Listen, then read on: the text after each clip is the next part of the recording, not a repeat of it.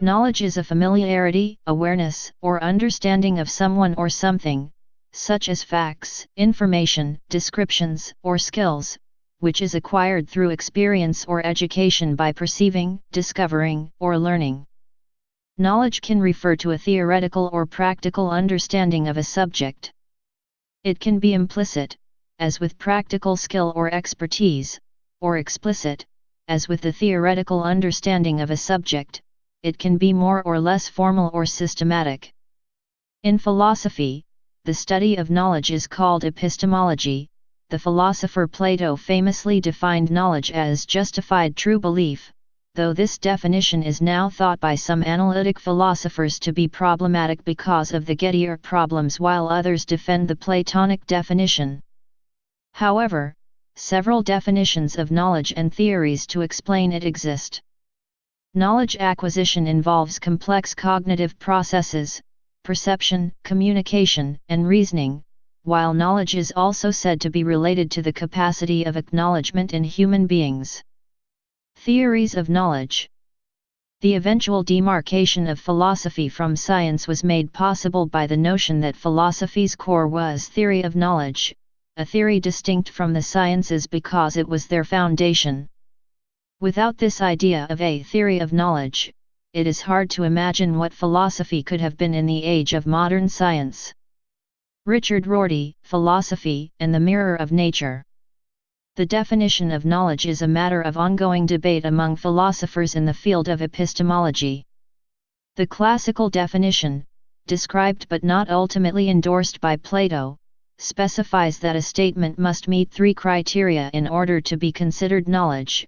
It must be justified, true, and believed. Some claim that these conditions are not sufficient, as Gettier case examples allegedly demonstrate. There are a number of alternatives proposed, including Robert Nozick's arguments for a requirement that knowledge tracks the truth and Simon Blackman's additional requirement that we do not want to say that those who meet any of these conditions through a defect, flaw, or failure have knowledge.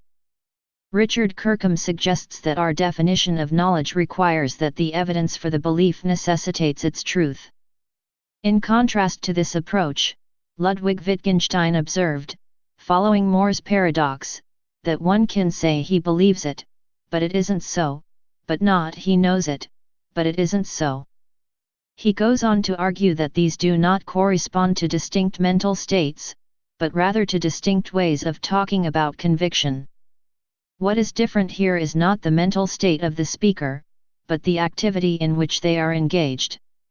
For example, on this account, to know that the kettle is boiling is not to be in a particular state of mind, but to perform a particular task with the statement that the kettle is boiling. Wittgenstein sought to bypass the difficulty of definition by looking to the way knowledge is used in natural languages. He saw knowledge as a case of a family resemblance. Following this idea, knowledge has been reconstructed as a cluster concept that points out relevant features but that is not adequately captured by any definition. Communicating knowledge. Symbolic representations can be used to indicate meaning and can be thought of as a dynamic process. Hence, the transfer of the symbolic representation can be viewed as one ascription process whereby knowledge can be transferred. Other forms of communication include observation and imitation, verbal exchange, and audio and video recordings. Philosophers of language and semiotics construct and analyze theories of knowledge transfer or communication.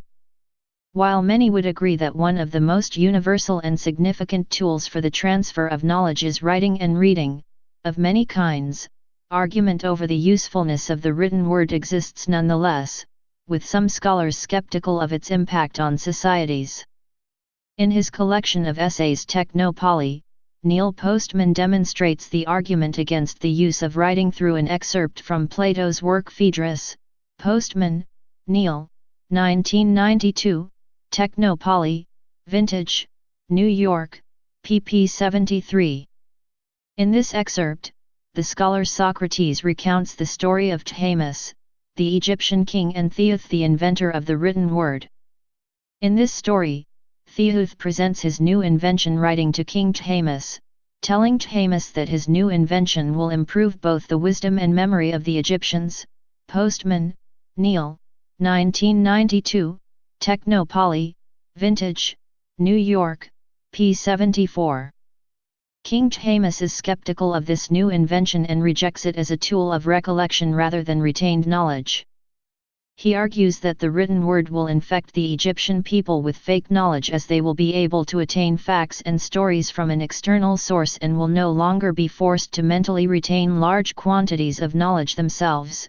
Postman, Neil, 1992, Technopoly, Vintage, New York, p. 74. Classical early modern theories of knowledge, especially those advancing the influential empiricism of the philosopher John Locke, were based implicitly or explicitly on a model of the mind which likened ideas to words. This analogy between language and thought laid the foundation for a graphic conception of knowledge in which the mind was treated as a table, a container of content, that had to be stocked with facts reduced to letters, numbers or symbols. This created a situation in which the spatial alignment of words on the page carried great cognitive weight, so much so that educators paid very close attention to the visual structure of information on the page and in notebooks. Media theorists like Andrew Robinson emphasize that the visual depiction of knowledge in the modern world was often seen as being truer than oral knowledge. This plays into a long-standing analytic notion in the Western intellectual tradition, in which verbal communication is generally thought to lend itself to the spread of falsehoods as much as written communication. It is harder to preserve records of what was said or who originally said it. Usually neither the source nor the content can be verified. Gossip and rumors are examples prevalent in both media. As to the value of writing, the extent of human knowledge is now so great, and the people interested in a piece of knowledge so separated in time and space, that writing is considered central to capturing and sharing it. Major libraries today can have millions of books of knowledge, in addition to works of fiction. It is only recently that audio and video technology for recording knowledge have become available, and the use of these still requires replay equipment and electricity. Verbal teaching and handing down of knowledge is limited to those who would have contact with the transmitter or someone who could interpret written work. Writing is still the most available and most universal of all forms of recording and transmitting knowledge. It stands unchallenged as mankind's primary technology of knowledge transfer down through the ages and to all cultures and languages of the world. Situated knowledge. Situated knowledge is knowledge specific to a particular situation. It is a term coined by Donna Haraway as an extension of the feminist approaches of successor science suggested by Sandra Harding, one which offers a more adequate, richer, better account of a world, in order to live in it well and in critical, reflexive relation to our own as well as others' practices of domination and the unequal parts of privilege and oppression that makes up all positions. This situation partially transforms science into a narrative, which Arturo Escobar explains as, neither fictions nor supposed facts.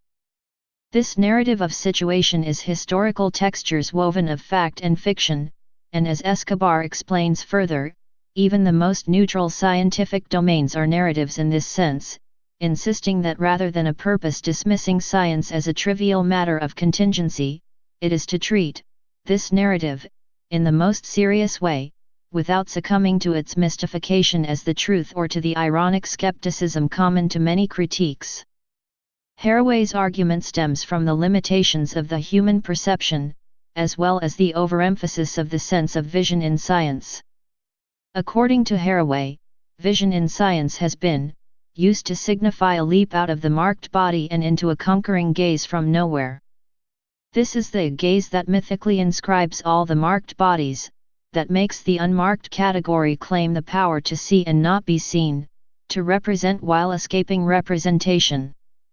This causes a limitation of views in the position of science itself as a potential player in the creation of knowledge, resulting in a position of modest witness. This is what Haraway terms a God trick, or the aforementioned representation while escaping representation. In order to avoid this, Haraway perpetuates a tradition of thought which emphasizes the importance of the subject in terms of both ethical and political accountability. Some methods of generating knowledge, such as trial and error, or learning from experience, tend to create highly situational knowledge. One of the main attributes of the scientific method is that the theories it generates are much less situational than knowledge gained by other methods. Situational knowledge is often embedded in language, culture, or traditions. This integration of situational knowledge is an allusion to the community, and its attempts at collecting subjective perspectives into an embodiment of views from somewhere. Knowledge generated through experience is called knowledge a posteriori, meaning afterwards. The pure existence of a term like a posteriori means this also has a counterpart. In this case, that is knowledge a priori, meaning before. The knowledge prior to any experience means that there are certain assumptions that one takes for granted. For example, if you are being told about a chair, it is clear to you that the chair is in space, that it is 3D. This knowledge is not knowledge that one can forget. Even someone suffering from amnesia experiences the world in 3D. Even though Haraway's arguments are largely based on feminist studies, this idea of different worlds, as well as the skeptic stance of situated knowledge, is present in the main arguments of post-structuralism. Fundamentally, both argue the contingency of knowledge on the presence of history, power, and geography, as well as the rejection of universal rules or laws or elementary structures, and the idea of power as an inherited trait of objectification. Partial knowledge. One discipline of epistemology focuses on partial knowledge. In most cases, it is not possible to understand an information domain exhaustively. Our knowledge is always incomplete or partial. Most real problems have to be solved by taking advantage of a partial understanding of the problem context and problem data, unlike the typical math problems one might solve at school, where all data is given and one is given a complete understanding of formulas necessary to solve them. This idea is also present in the concept of bounded rationality, which assumes that in real-life situations people often have a limited amount of information and make decisions accordingly. Intuition is the ability to acquire partial knowledge without inference or the use of reason. An individual may know about a situation and be unable to explain the process that led to their knowledge. Scientific knowledge. The development of the scientific method has made a significant contribution to how knowledge of the physical world and its phenomena is acquired. To be termed scientific, a method of inquiry must be based on gathering observable and measurable evidence subject to specific principles of reasoning and experimentation. The scientific method consists of the collection of data through observation and experimentation, and the formulation and testing of hypotheses. Science, and the nature of scientific knowledge have also become the subject of philosophy. As science itself has developed, scientific knowledge now includes a broader usage in the soft sciences such as biology and the social sciences discussed elsewhere as meta-epistemology, or genetic epistemology, and to some extent related to the theory of cognitive development. Note that epistemology is the study of knowledge and how it is acquired. Science is the process used every day to logically complete thoughts through inference of facts determined by calculated experiments. Sir Francis Bacon was critical in the historical development of the scientific method. His works established and popularized an inductive methodology for scientific inquiry. His famous aphorism, "Knowledge is power," is found in the Meditations Sacrae, 1597. Until recent times, at least in the Western tradition, it was simply taken for granted that knowledge was something possessed only by humans and probably adult humans at that. Sometimes the notion might stretch to society as such, as in, e.g., the knowledge possessed by the Coptic culture, as opposed to its individual members, but that was not assured either. Nor was it usual to consider unconscious knowledge in any systematic way until this approach was popularized by Freud. Other biological domains where knowledge might be said to reside include 3. The immune system, and 4. In the DNA of the genetic code. See the list of 4 epistemological domains, Popper, 1975, and Trail, 2008, Table S, p. 31, also references by both to Nielsjern. Such considerations seem to call for a separate definition of knowledge to cover the biological systems. For biologists, knowledge must be usefully available to the system, though that system need not be conscious. Thus the criteria seem to be: the system should apparently be dynamic and self-organizing, unlike a mere book on its own. The knowledge must constitute some sort of representation of the outside world, or ways of dealing with it, directly or indirectly. Some way must exist for the system to access this information quickly enough for it to be useful. Scientific knowledge may not involve a claim to certainty. Maintaining skepticism means that a scientist will never be absolutely certain when they are correct and when they are not. It is thus an irony of proper scientific method that one must doubt even when correct, in the hopes that this practice will lead to greater convergence on the truth in general. Religious meaning of knowledge. In many expressions of Christianity, such as Catholicism and Anglicanism, knowledge is one of the 7 gifts of the Holy Spirit. The Old Testament's tree of the knowledge of good and evil contained the knowledge that separated man from God, and the Lord God said, "Behold, the man is become as one of us, to know good and evil." Genesis 3:22. In Gnosticism, divine knowledge, or gnosis, is hope to be attained. Vidya Dawn, i.e. knowledge sharing, is a major part of Dawn, a tenet of all dharmic religions. Hindu scriptures present 2 kinds of knowledge, Pariksharjun and Prataksharjun. Pariksharjun, also spelled Parikshajanana, is second-hand knowledge, knowledge obtained from books, hearsay, etc. Prataksharjun, also spelled Pratakshajanana, is the knowledge born of direct experience, i.e., knowledge that one discovers for oneself. Jnana Yoga, path of knowledge, is one of 3 main types of yoga expounded by Krishna in the Bhagavad Gita. It is compared and contrasted with Bhakti Yoga and Karma Yoga. In Islam, knowledge, Arabic, ilm, is given great significance. The knowing, al-alm, is one of the 99 names reflecting distinct attributes of God.